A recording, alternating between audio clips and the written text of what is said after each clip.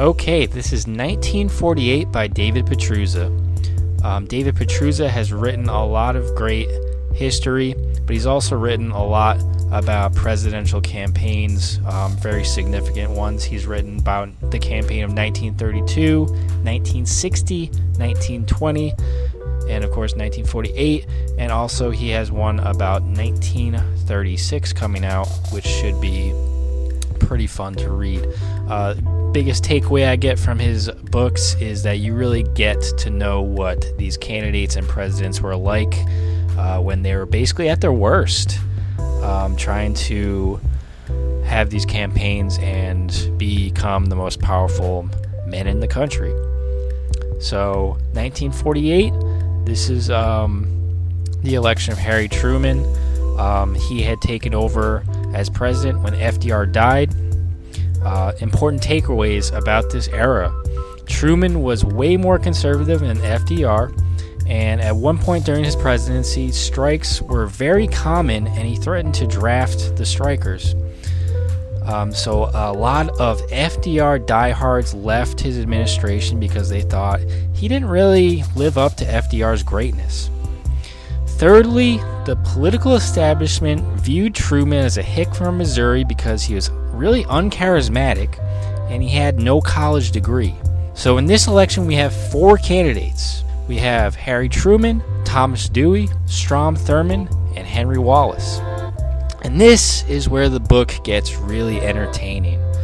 Wallace had been asked to resign from the Truman administration after having also been bumped off from continuing as the vice president under FDR. The reason? He was a boob, plain and simple. A great example of this. He sided with Russia during the Cold War. And during his candidacy as a Progressive Party candidate, he literally had agents of the USSR running it. He was told this by many people, but he didn't believe them. And then we have Strom Thurmond. He was running with the Dixiecrats.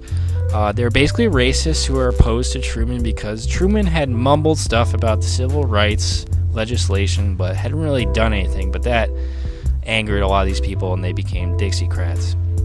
So lastly, Dewey was the Republican candidate who ran against Truman. His problem was his own ego. He was in love with himself. And another problem is he refused to negatively campaign, even when Truman alluded to him and his party being Nazis. Yes, this has gone on quite a while in American history. So this was a great book. It had a lot of entertaining moments. It's a real find, especially if you're interested in the beginnings of globalism, the beginnings of the welfare warfare state, started pretty much by Roosevelt and Truman. This is a continuation of all that. You get a real glimpse of everything that's starting to just go wrong in the country with executive branch that has too much power and escalations between two world powers. This is a great read.